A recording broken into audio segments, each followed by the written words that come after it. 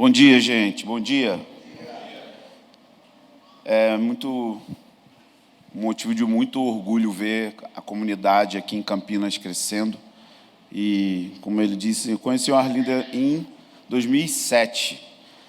Ele era aluno de um instituto bíblico que tinha um nome bem legal, só que não, que era Instituto Bíblico Filhos do Fogo. Olha aí. Que não era do Daniel Mastral,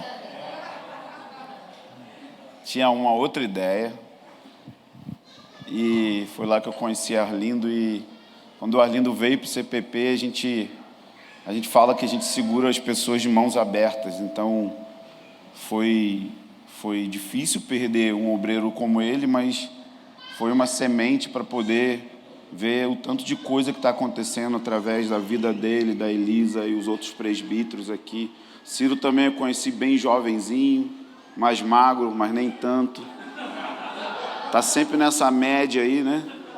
Um pouco menos. Miranda também já conheço um tempão, do CPPI. Então a gente está em casa, a gente está em família, a gente é a mesma família e a gente viu isso tudo acontecer e crescer. Acho que, eu não sei se é eu que estou errando ou é aí. Tem que ficar perto, né? Eu vou falando, eu vou fazendo assim. Vou tentar ficar comportado aqui, então. O assunto que eu quero compartilhar com vocês hoje é um assunto que sempre volta para o meu coração de tempo em tempo. Só que dessa vez, a maneira como ele voltou com um elemento maior e talvez que eu estava precisando que fosse adicionado dentro desse assunto especificamente.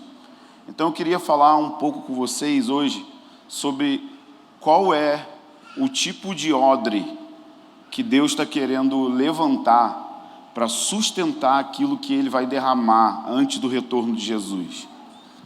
Eu ouvi o Arlindo falando ontem sobre reformas de uma maneira muito poderosa, e eu acho que tem um pouco a ver com isso que eu quero dividir com vocês. E eu escrevi aqui no dia 27 de fevereiro, às 17h23, o seguinte: a reforma, ela parte de um pressuposto que uma estrutura não está funcionando de maneira adequada.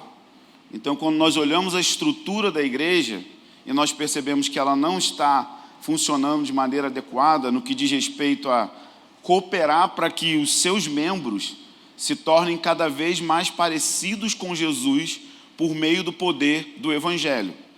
Então, nós sempre, como líderes, irmãos, igreja, precisamos avaliar se as estruturas da nossa comunidade, elas estão produzindo discípulos de Jesus que estão se tornando cada vez mais parecidos com Jesus.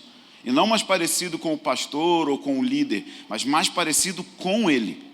Então nós precisamos sempre ter honestidade de olhar e não simplesmente seguir em frente fazendo as coisas por 10, 15, 20, 30 anos, ainda que essas coisas não estejam chegando no propósito final. Então, quando nós percebemos que a estrutura da igreja, e quando eu digo estrutura, eu não estou falando do prédio físico, das salinhas, estou falando de como a nossa eclesiologia funciona, como a igreja ela funciona. Então, quando nós percebemos isso, nós precisamos entender que é preciso reforma. Só que reforma, se você já fez reforma, quem já fez reforma aqui? É uma coisa muito chata. É ruim, né, gente? Reformar. E a reforma, ela não dá para ser feita, por exemplo, você não pega um serrote ou uma sexta-feira 13, aqui fala sexta-feira 13, é um marretão, aquele marretão. Você não pega essa ferramenta e coloca na mão de uma criança. Coloca, sim ou não? Não. Vocês estão aqui, gente? Você não pode envolver gente imatura para reformar. É impossível.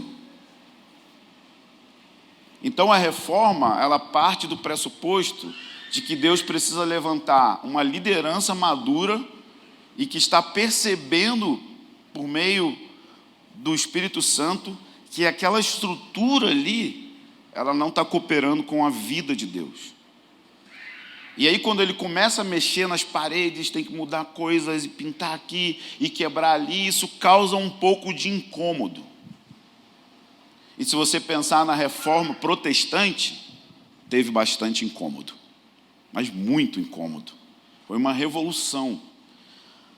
E nos dias de Lutero mesmo, a igreja, de maneira geral, não estava funcionando de forma adequada, quando ela ignorava a doutrina da justificação pela fé, crendo que a salvação poderia ser comprada, ignorando o sacerdócio de todos os santos, que todo crente nascido de novo é um ministro do Senhor, e ignorando a acessibilidade das Escrituras para todo o povo. Todos deveriam ter acesso à Bíblia, ler, interpretar, orar a Bíblia, cantar a Bíblia.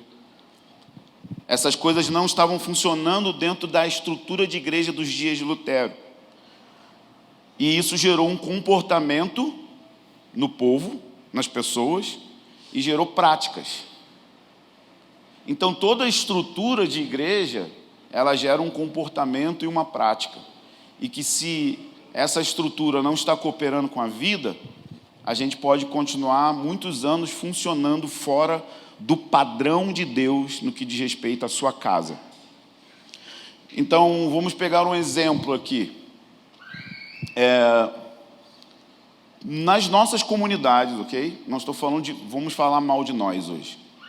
Amém, gente?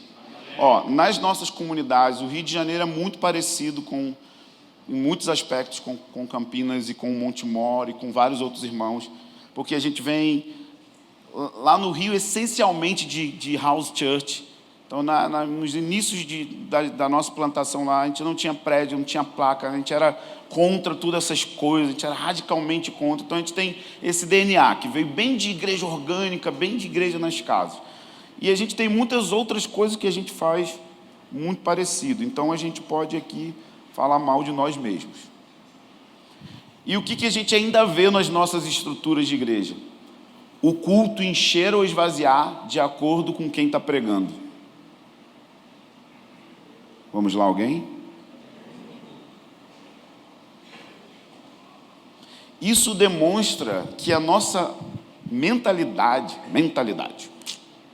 uma piada interna, né?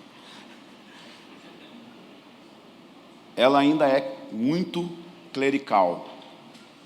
A gente ainda depende de um homem ungido nos alimentando domingo para que a gente possa viver a nossa semana. E com isso também a gente não respeita as outras habilidades do Espírito Santo em outros irmãos. A gente não aprecia aqueles que estão sendo treinados, aqueles que estão sendo observados pela comunidade, porque com certeza se tem alguém jovem ou mais jovem no ministério da palavra, a única maneira que ele vai crescer no ministério da palavra é pregando. Faz sentido? Então a gente não consegue respeitar nem o discipulado. A gente despreza os outros que estão vindo atrás e crescendo, e é necessário que isso aconteça, que se multiplique líderes, pastores, pregadores, diáconos, obreiros, discipuladores. Mas a gente ainda tem, assim, eu estou falando que no Rio também é assim, tá? Então eu estou falando mal de mim também.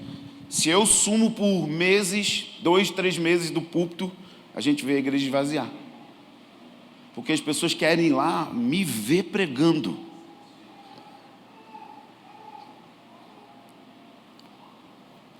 Isso mostra que a gente precisa ser afetado por uma reforma. E essa reforma, ela começa na estrutura, na maneira como a gente faz, mas ela precisa afetar também o nosso coração e o nosso jeito de pensar, viver e ser igreja.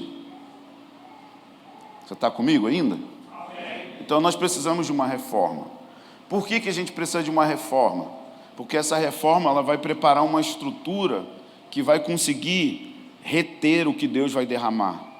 E o que Deus vai derramar antes do retorno de Jesus nunca foi visto na história da humanidade. Nem os livros de história de avivamentos mais incríveis que você possa imaginar vão chegar perto daquilo que Deus está querendo derramar sobre as nações da terra. Se você pegar um simples relato de Gales, do avivamento de Gales, que é um avivamento de curta duração, 1 ano e meio, as pessoas falam 3 anos, mas 1 ano e meio foi o tempo em que a coisa ficou bem quente lá. E um país muito pequeno, mas você observar uma figura de uma nação que foi colocada de cabeça para baixo, com pregadores leigos, com crianças ministrando, com os teólogos da Europa vindo a Gales para sentar e ouvir as crianças ministrando, ocorrências policiais acabarem em várias cidades do país. Você consegue entender? Tipo, imagina, Campinas sem ocorrência policial. Você está aqui. O ponto é que Jesus não voltou para essa igreja de Gales. Por mais que a gente ainda talvez não tenha visto coisas parecidas, isso significa que o que Deus vai derramar é muito maior, numa proporção global, 10 vezes maior do que Deus fez no país de Gales. Você está aqui, pelo amor de Deus. Mas Deus não está muito a fim de desperdiçar vinho de novo. Sabe, fazer a gente arrepiar aqui, aí daqui a 3 anos a gente está nostálgico. Não, lembra daqueles dias do avivamento em Campinas? Não é que Deus não quer derramar, é que Ele está segurando isso até que a gente consiga cooperar com o Espírito Santo para a formação desse odre que vai sustentar o derramar do Espírito de Deus. Então é sobre isso que eu queria falar. Uma parte o Arlindo trouxe ontem de uma forma muito brilhante. Eu quero trazer um outro aspecto do que eu acredito que a reforma vai produzir. E o aspecto que eu acredito que a reforma vai produzir, esse aspecto, não é só esse aspecto, mas esse é um dos aspectos mais importantes, é que a reforma desses dias vai produzir uma eclesiologia que vai se parecer com família. A igreja é uma família e a família sendo uma igreja.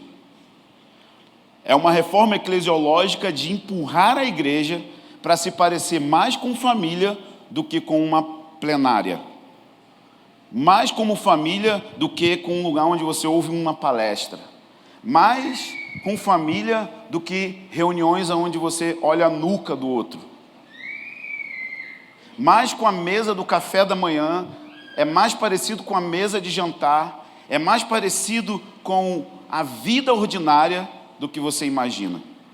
E isso vai cooperar grandemente para que a gente tenha uma estufa missionária que começa na sala da nossa casa e também para a gente exterminar de uma vez por todas com o espírito do gabinete. O gabinete é terrível. Porque durante muitos anos a gente transformou os nossos pastores em psicólogos sem que eles tenham a formação. E a gente ia para o gabinete querendo uma terapia. Você não, talvez só eu.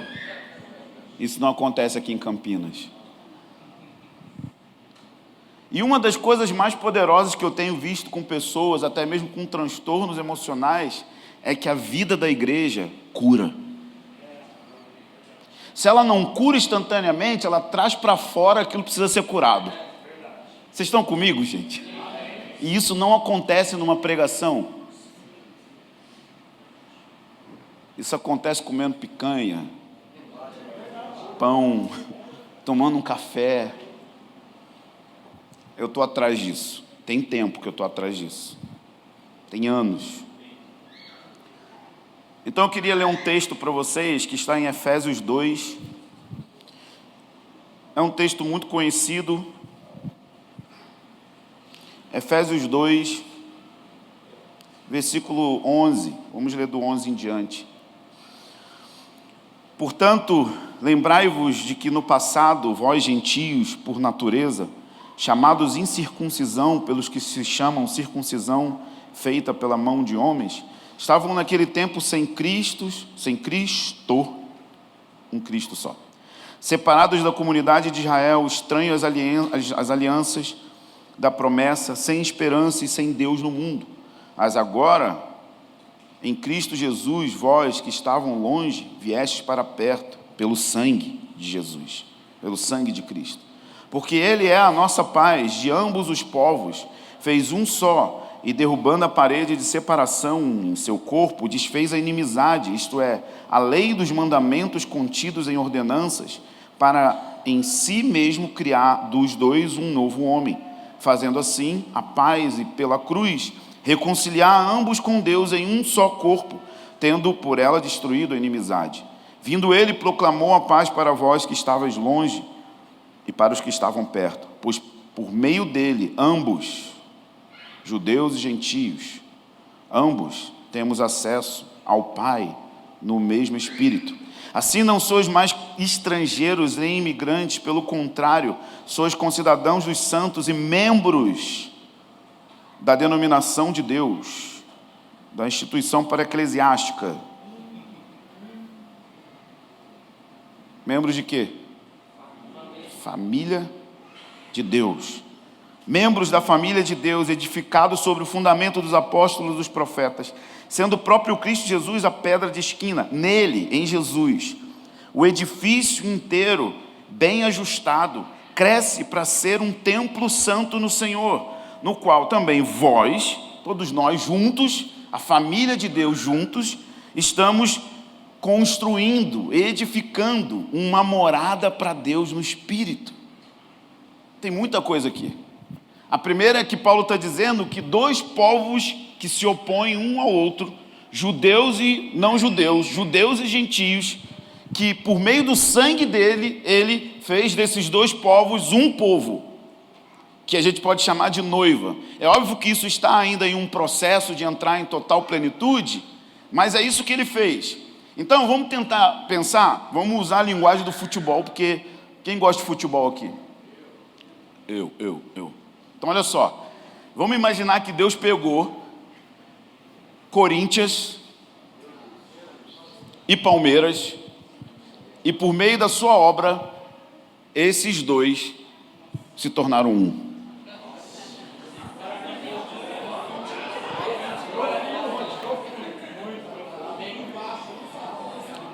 Pode ser Flamengo e Vasco também, mas eu estou falando no contexto aqui. Que aqui em Campinas também tem muita rivalidade de Ponte e Guarani. É isso que ele está falando. Se ele conseguiu, por meio do seu sangue, unir dois povos que jamais se uniriam em um único povo, será que a obra dele não é poderosa para nos fazer uma família? Eu não estou propondo um esforço para ser família. Eu estou propondo olhar para o Evangelho e entender que o Evangelho nos colocou em uma família. Você é batizado no Espírito e logo você é batizado em um corpo. Paulo viu Jesus em Damasco.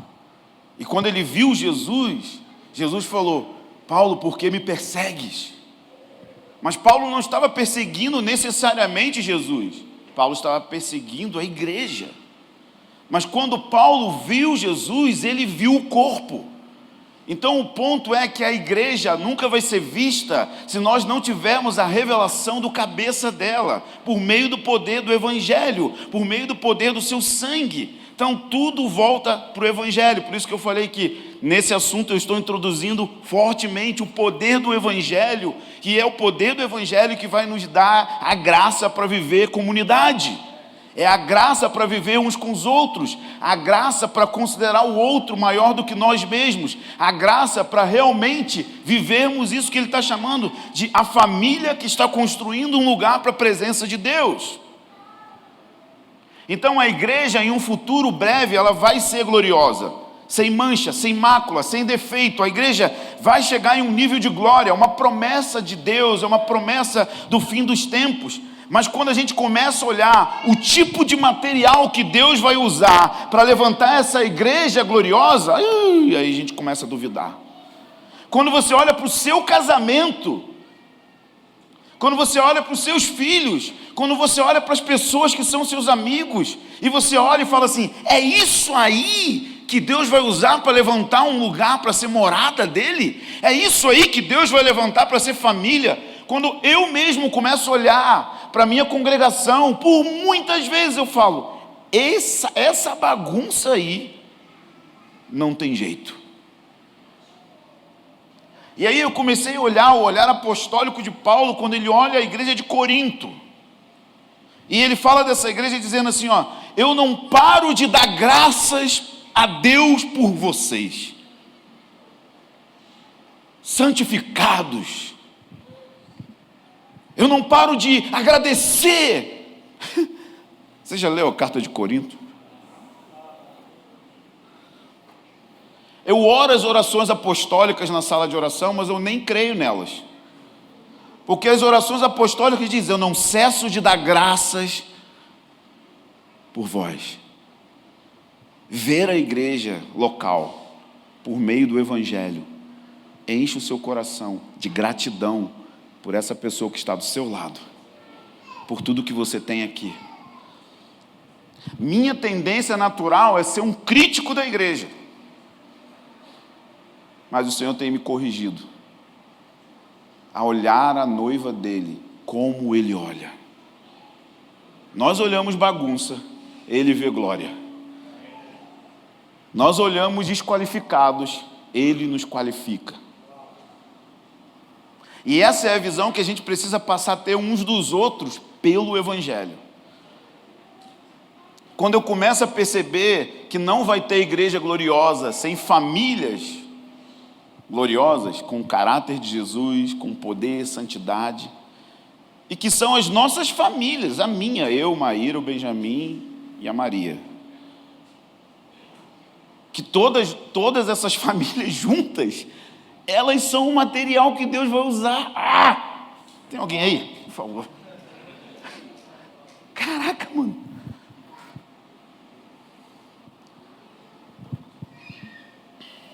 Quando eu olho a realidade da igreja, às vezes, eu gostaria de ter uma espécie de manual 100% eficaz para nada dar errado. Você está comigo? Amém. Quantos de nós aqui não amaria ter um manual de escolha da esposa perfeita, certa, de acordo com as nossas aptidões? Você gostaria de ter esse manual? Eu queria ter. Escolher a esposa perfeita de acordo com as minhas aptidões. Então vamos lá, olha aqui. Eu cresci sem pai, sem referência. O meu pai, ele botava a minha mãe para carregar bolsa de mercado, porque ele era nutricionista, né? Então ele não tinha carro, então pegava mal os clientes olhar um nutricionista carregando peso. Maravilhoso, né? Ou seja, o meu pai não me ensinou absolutamente nada de prático da vida, de consertar alguma coisa, de consertar um chuveiro, colocar lâmpada eu sei.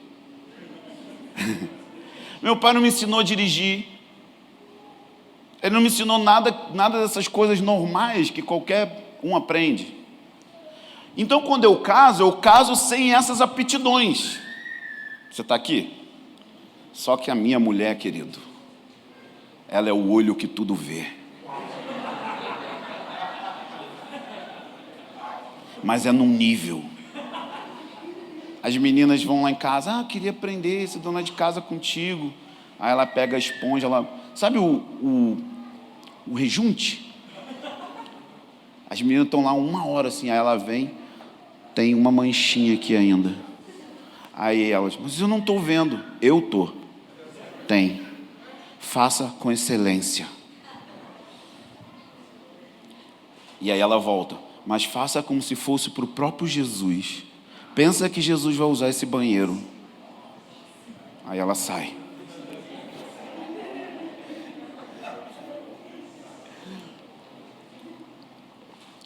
Aí ela me liga, ela fala: amor, estou triste e estou feliz. Por quê, amor? Feliz porque a casa está arrumada, você não está em casa. Triste que eu estou com saudade de você para bagunçar a casa. É daí para pior, amado. E aí, quando junta esses dois seres, você vai entrar em um processo glorioso chamado santificação.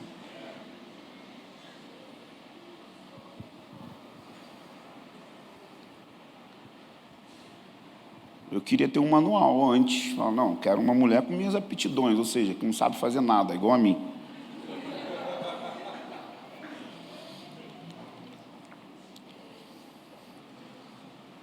Ou uma lista de passos que garantisse que a gente não vai acabar como os outros casais que a gente conhece, brigando na justiça por divórcio, na meia-idade sem vontade de fazer sexo,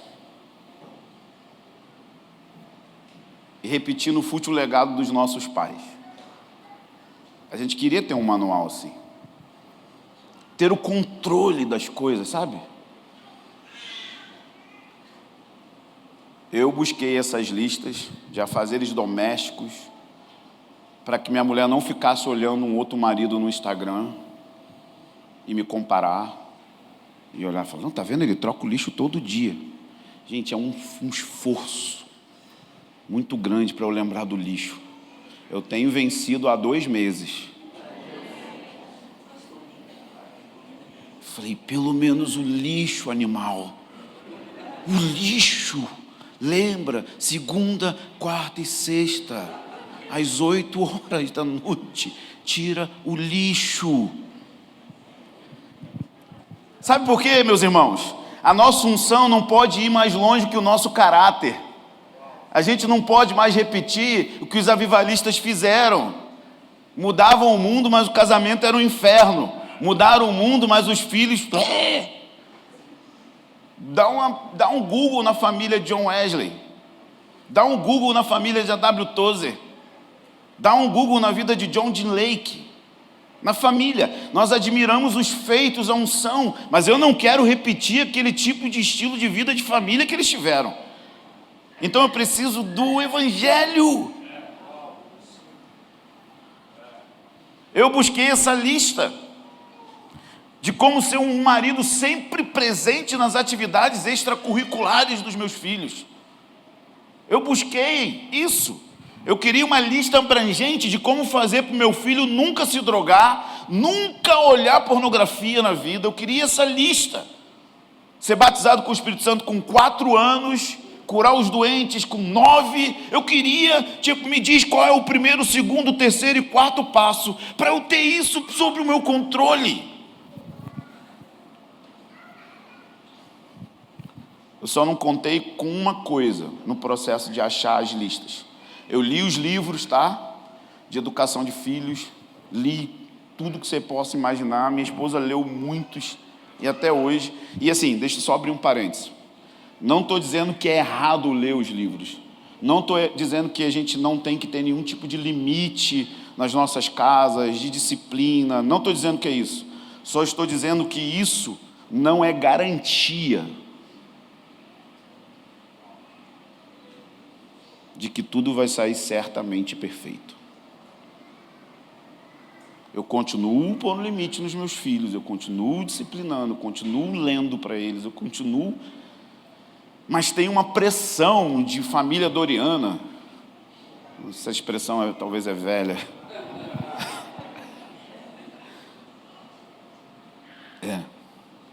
Eu não contei com uma coisa no processo. Eu sou pecador. Minha mulher é pecadora, os meus filhos são pecadores. Eu quebrei emocionalmente no meio disso tudo e não cumpri as listas dos livros. E o fato é que eu não tenho o menor controle sobre o futuro. E se eu não confiar somente em Deus, em sua graça, eu estou fadado a estourar emocionalmente de novo. A gente precisa entender o Evangelho como a ferramenta, como a coisa central que vai modelar as nossas famílias, nosso casamento, nossa educação, educar os nossos filhos. Porque se você olhar os primeiros livros da Bíblia, o que você vai encontrar por causa da queda é incesto, estupro, um marido entregando sua mulher para homens. irmão matando outro irmão, só nos primeiros meses de existência humana, a desgraça que aconteceu por causa da queda. E às vezes a gente ignora a queda e tenta fazer as coisas na nossa marra, na força.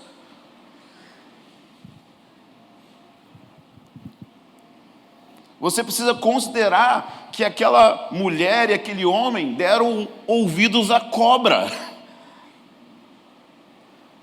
E desde o dia em que eles deram ouvidos à serpente, já começou rivalidade entre eles. Sim ou não? Ah, foi a mulher que me deu. Não, foi a serpente. Não, foi ele. Cadê Adão? Onde estava Adão que não estava cuidando da mulher? A mulher põe a culpa no homem. Então a gente vai ver isso. O homem sempre omisso e a mulher sempre querendo tomar a frente do homem. Tem alguém aqui, amado, querido? Aleluia. Glória a Deus.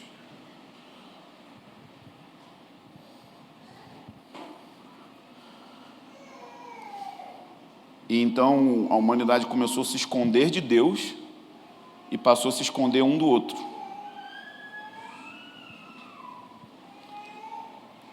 Então qual é o segredo que o Senhor tem me ensinado? São dois: vulnerabilidade. E o segundo, ouvidos para ouvir o que você não gosta. A vulnerabilidade é diante de Deus e dos meus irmãos, e ouvir o que eu não gosto através de um outro irmão.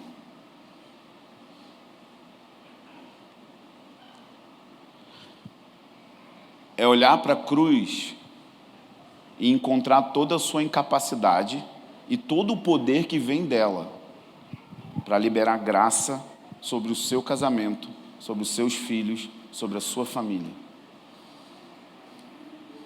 É assumir a responsabilidade como homem, se você é casado, de ser o principal mensageiro do Evangelho para a sua família. E não colocar essa responsabilidade na mão dos líderes da igreja caseira, da escolinha, ou seja lá onde for. O Evangelho precisa me afetar para que eu comece a ter conversas sobre o Evangelho com a minha casa, com a minha família. O propósito e o objetivo de um presbitério não é pastorear todas as famílias, é inspirar outros homens para que esses homens assumam o papel missionário dentro das suas casas. E o papel missionário é você levantar o Evangelho, colocar ele no centro, na mesa do café da manhã, com conversas.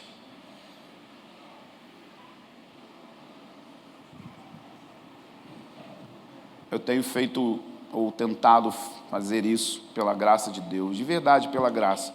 Tem dia que eu falho, tem dia que eu não consigo falar sobre o Evangelho, tem dia que eu estou mal, tem dia que eu não estou nem crendo em Deus. Você tem dias assim? Tem dia que eu olho assim e falo assim, cara, não vai dar certo, mano. Meu filho, ele não consegue ir daqui ali normal. Ele não consegue ir andando. Filho, vem aqui. E vinha assim, tá bom, pai. Ele vai assim, ó.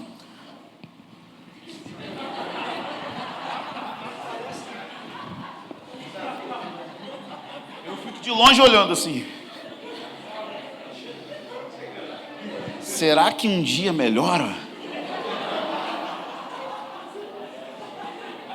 E no caminho ele vai escapando de quinas, de mesa. Vai passando assim.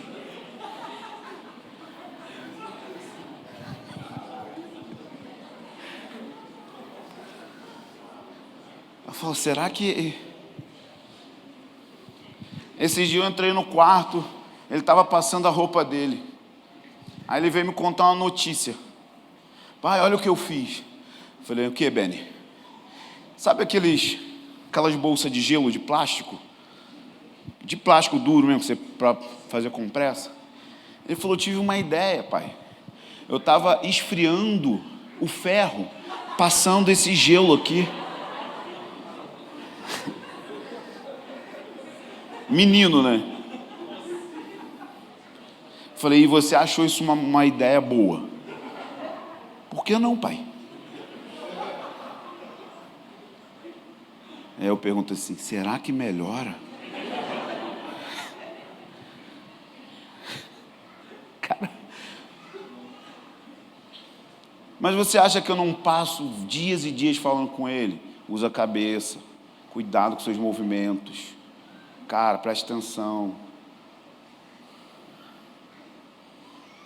Mas aí esses dias, meses, 2, 3 meses atrás, eu estava no quarto e ele entrou no quarto chorando assim. Eu falei, o que está acontecendo, filho? E ele é bem hemorrágico e emotivo, assim, parece o pai, né? Ele chora com a boca para baixo. O que foi, filho? É que eu não quero que você morra antes de fazer meu casamento.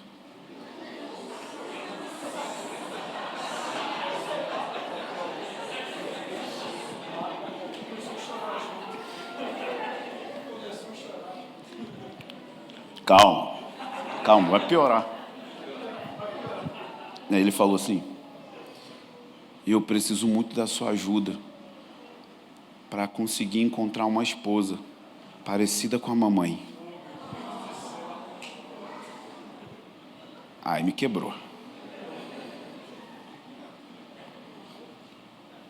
Aí eu fui colocar a Maria para dormir com 7 anos. E a gente faz a leitura, ora com eles e tal. E às vezes eu fico uns minutinhos no quarto, conversando. Apago a luz. E aí no meio do silêncio a Maria fala, papai? Eu falei, oi meu amor. É que eu não quero casar com um marido bobo.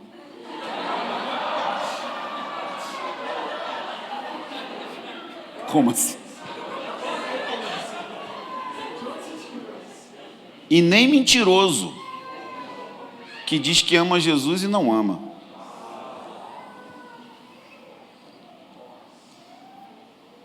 Pela graça de Deus, eles estão vendo alguma coisa que nem eu consigo ver. E agora, semanas, o Beni está atrás de mim. Como que eu sei que eu sou salvo? Como que eu tenho certeza disso? Porque eu quero me batizar, eu quero me entregar para Deus. Isso é no meio da vida.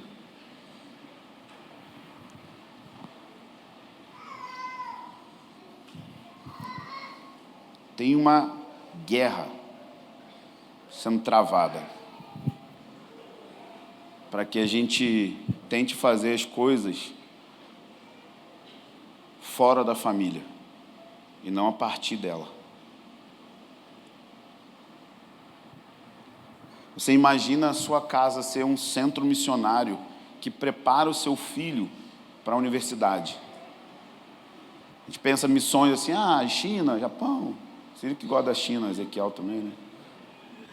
China, Japão? Não. Enviar o seu filho para ser um empresário.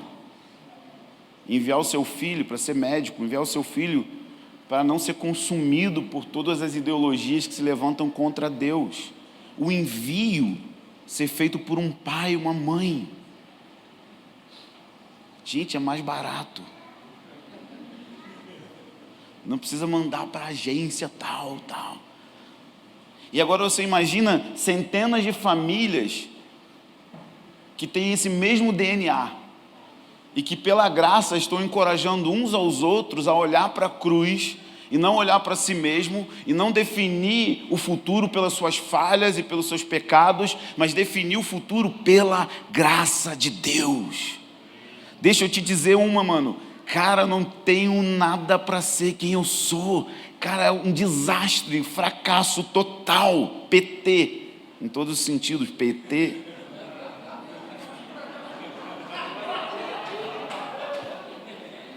Deu PT.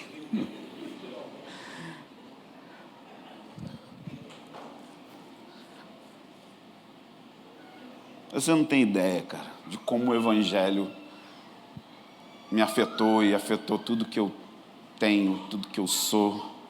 e continua afetando. E às vezes eu esqueço do Evangelho.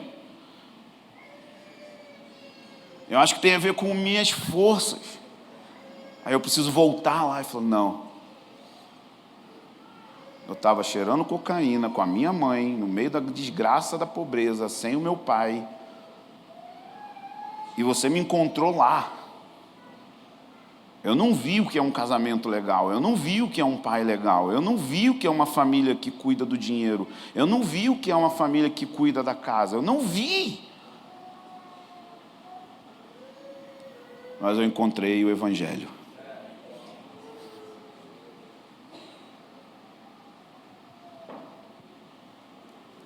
É para a gente ficar completamente rendido de gratidão pela graça. Você é salvo de você mesmo, porque você mesmo não vai conseguir.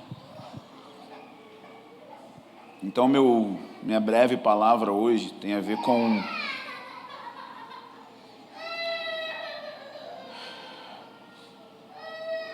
nós sermos uma comunidade de famílias centradas no Evangelho e que encorajam uns aos outros no seu casamento, na educação de filhos, colocando o Evangelho no centro. E aí os solteiros vão frequentar as nossas mesas. E eu tenho esse testemunho para dar. Eu tenho vários jovens que chegaram no nosso meio falando que nunca queriam casar, que nunca queriam ter filhos, porque eles não queriam viver o inferno que eles viram dentro das suas casas. E só deles frequentarem as nossas casas, isso tem sido transformado de uma maneira poderosa. É de verdade, assim, vem e vê.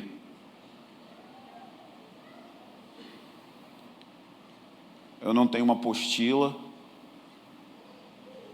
As pessoas não chegam na minha casa, eu não abro a Bíblia e começo a pregar. Não, eu como e bebo com elas.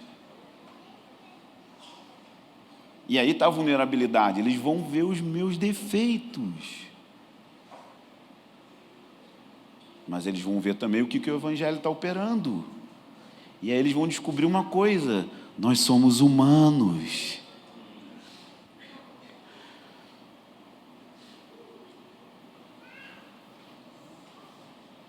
Vulnerabilidade total.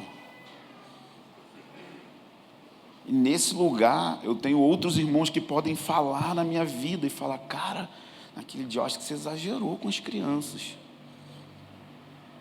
Naquele dia eu acho que você exagerou com a Maíra. E saber que ele está falando isso não porque ele quer me matar, mas porque ele me ama. Porque ele está apontando para um lugar, olhe para a cruz, cara, arrepende, vamos juntos.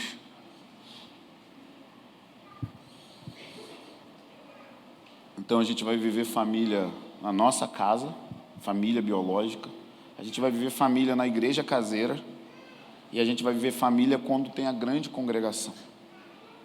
Na verdade, a congregação, o ajuntamento de domingo, é o ajuntamento dessas famílias que viveram famílias entre os domingos. Porque até o culto caseiro, a igreja caseira, pode se tornar uma estrutura que não coopera para que isso aconteça.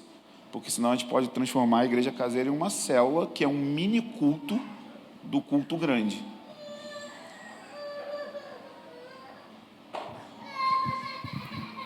Então a igreja precisa estar vivendo aí, entre os domingos. Amém? Faz sentido para vocês isso? Eu acredito muito que isso vai ser um instrumento poderoso para essa reforma. Não é só isso, mas eu acredito que isso é uma grande ferramenta que vai mudar a maneira que a gente vê o funcionamento da igreja. E a gente vai parar de depender das estruturas que a gente tanto depende, que não são estruturas que às vezes estão funcionando. Que é exatamente isso, vir no culto só quando Arlindo prega. vir no culto de domingo, ouvir a pregação, ir na igreja caseira, mas nunca frequentar a casa de ninguém.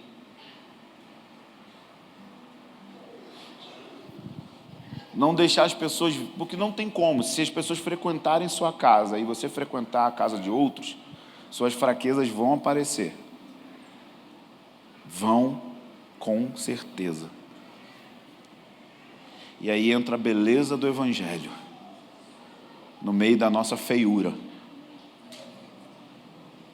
É simples, como o Arlindo falou, mas não é fácil. É simples porque eu estou falando de ir na casa do outro, de ser vulnerável. Mas quando o cara põe o dedo, você espana. É porque você ainda não entendeu o que é família. Às vezes eu preciso falar para minha esposa que ela está errada. Às vezes ela fala, muitas vezes, que eu estou errado. Tem reuniões na nossa casa que é só para afirmar um ao outro. Normalmente é no café da manhã. Sem celular na mesa, e a gente quer falar o que a gente está vendo de Jesus na vida um do outro. Tem reunião que a gente faz para alinhar coisas que a gente não está gostando no funcionamento da casa. E isso precisa ser expandido para a igreja local, que é a nossa família também. O problema é que a gente não tem isso na família biológica. Então o Senhor está nos chamando para, por meio do poder do Evangelho, levantar um padrão, que é esse padrão. Gente fraca, gente quebrada, vivendo umas com as outras em vulnerabilidade, aprendendo a ouvir. Amém?